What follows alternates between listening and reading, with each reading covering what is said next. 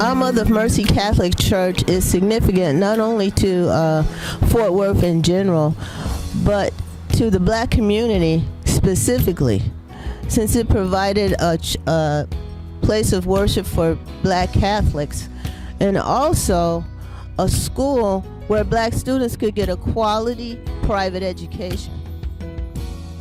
Now we will be entering the main building.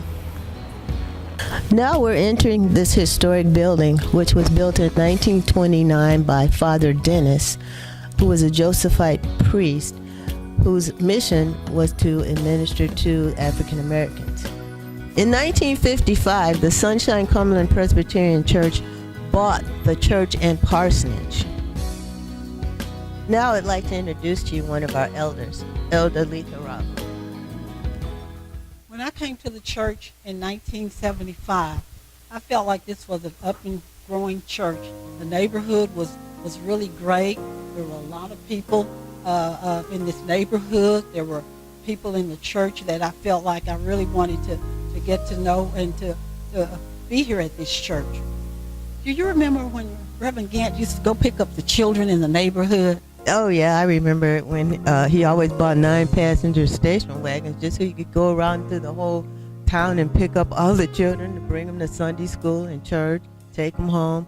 He also used his car to take members of the church to. Yes, I remember that. Those were great times. Yeah. Really, the children really enjoyed riding in that station wagon with Reverend Gant, especially on Saturdays when he would come by. And I remember my mother, you know, she always taught the Sunday music. She taught them how to sing, and they would sing in the church on Sundays, and they also would put together programs for Easter and Christmas. Yes, it was I always remember nice. that. Right up here, we have all these children lined up, ready to sing. And now I'd like to introduce to you a young man who I grew up in this church, whose parents were very active. As a matter of fact, his father was one of our elders. And now I'd like to introduce to you Mr. Charles Edward Wallace Jr. Thank you. As you know, in 1914 is when Sunshine got started. And it was started by Reverend S.A. Nelson, who was an evangelist, and his half-brother, E.L. Wallace, which was my grandfather. And they decided to come to Fort Worth. He called my granddad. He lived in Jacksonville, Texas, and he came to Fort Worth and started Sunshine. And my dad told me that his dad, Reverend E.L. Wallace, my grandfather, recruited your father, Reverend Gant, from Detroit, to come to be the pastor in 1955 when we moved from Gay Street to here, to this location. That's correct. When Reverend Nelson wanted to start the church, he needed some help. So he called my grandfather from Jacksonville, Texas. He moved to Fort Worth, and they started Sunshine. And the first pastor that they recruited was your father, Reverend Gant. Yes, Cynthia, I remember that Miss Jordan was our pianist, but I can't remember, when did we get the organ? Oh, you know, Charles, I remember I had heard that one of our elders, Elder O.C. Cannon, donated the organ to the church in memory of its mother. No wonder I don't remember. Oh, yeah, I remember in 1966, I think I graduated from high school, and that was during when the riots were getting started in other cities. And Fort Worth had a program called the Community Action Program, and they got a lot of the young people involved in cleaning off lots. We blocked off streets for street dances and different things like that. And I think that was one of the reasons why Fort Worth didn't have riots. I think Fort Worth was one of the major cities in America during that time that didn't have any unrest during the Civil Rights. You know, back in 1966, when I was graduating out of high school, the city of Fort Worth had a community action program going on where they kept a lot of the youth and the young people busy cleaning off lots. They blocked off streets for street dances, and actually we had a lot of fun doing it. And it was probably one of the reasons why Fort Worth did not have any major riots like the other cities did. Fort Worth was one of the major cities that didn't have a riot. Thank you, Charles. It's very interesting talking. Oh, look who we have over here. We have our esteemed pastor, Reverend Arthur Gibson, and we have Miss Sarah Walker of the Fort Worth Black Historic and Genealogy Society.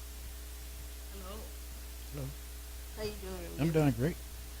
Reverend Gibson, I heard that you came to Sunshine in, what year was it you came to Sunshine? 1965. No, I'm sorry, 1990. 1990. 96. Oh, 1996. Okay.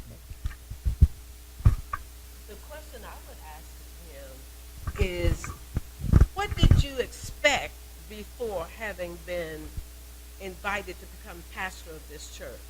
And I'm speaking from the standpoint of having grown up in Fort Worth along with Mrs.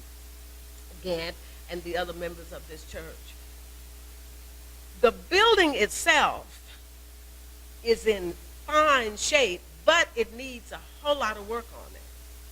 And I think more so than anything else for me, Reverend Gibson, is the fact that you all have been very cognizant of saving the artifacts that's in that building. And you remember they talked about the organ that was donated by the Cannon family? Yes. And then yet you see some other historic fixtures in this building. What did you think when you first came in here? Well, when I first came here, I really didn't know what to expect. But after I was here for a while and began to learn different things about the building and about the people, then I was more informed. And I joined in with them trying to do the things that need to be done in order to get on the National Registry. And after that, we began trying to get funds to renovate some of the things. And one of the things we renovated was the seats.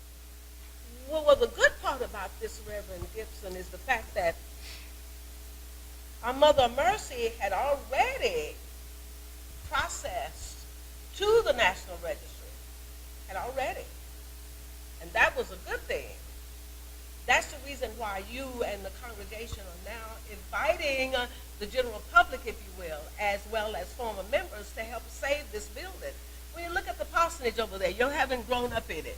Oh, You haven't grown up in the parsonage over there. Absolutely. And yet we see it needs so much help. Yes, it does. How do you think we ought to go about doing that, Reverend? Well, the only way I see that we're going to be able to do it is we are able to receive funding, Okay. which we are in the process now of trying to do Okay. in order to save this church. This church is over 100 years old, Yes. and I think it's worth being saved because of what it can mean for this community and what we can do for this community. We want to thank you, Reverend Gibson and Mrs. Gant, for your perseverance, for your love for this facility, for all of the care that you've given it down through the years, that you have been a stalemate in this historic neighborhood. You are located on the corner of Verbena to the north, on Rosedale to the south, and the main Evans Avenue. Absolutely. I could go into more detail about that, but I won't say anything else except for the fact that we encourage you to persevere.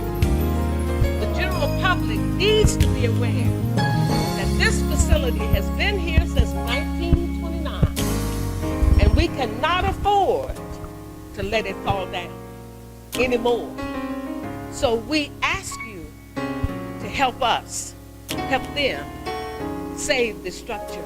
When you come into this building, you feel the love of the congregation, and most of all, you feel the presence of God in this facility.